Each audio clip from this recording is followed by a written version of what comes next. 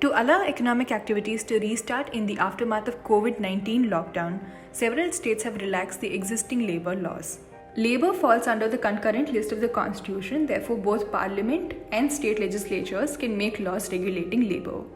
Currently, there are over 100 state laws and 40 central laws regulating various aspects of labor such as resolution of industrial disputes, working conditions, social security, and wages.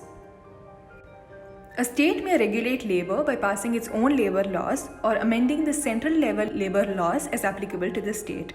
In cases where central and state laws are incompatible, central laws will prevail and the state laws will be void. However, if a state law is incompatible with central laws, it can prevail if it has received the assent of the President. The ordinance promulgated on May 6th amends two state laws, the Madhya Pradesh Industrial Employment Standing Orders Act 1961 and the Madhya Pradesh Shram Kalyan Nidhi Adhiniyam 1982. The 1961 Act regulates the employment conditions of workers and applies to all establishments with 50 or more workers.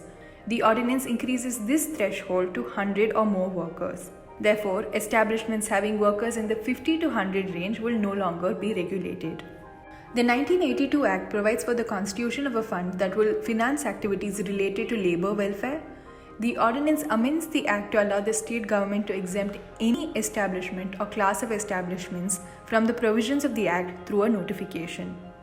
In a separate notification, the Madhya Pradesh government has exempted all new factories from certain provisions of the Industrial Disputes Act 1947. Provisions related to layoff and retrenchment of workers and closure of establishments will continue to apply. However, the other provisions of the Act, such as those related to industrial dispute resolution, strikes and lockouts, and trade unions, will not apply. This exemption will remain in place for the next 1,000 days.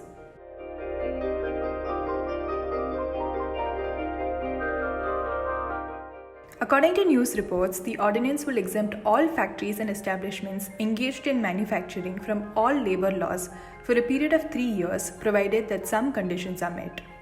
These conditions are related to wages, working hours, health and safety standards, among others.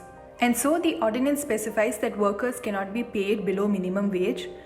Provisions of labor laws relating to the employment of women and children will continue to apply.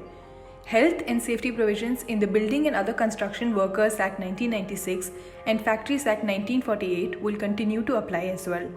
Since the ordinance is restricting the application of central level labor laws, it requires the assent of the President to come into effect.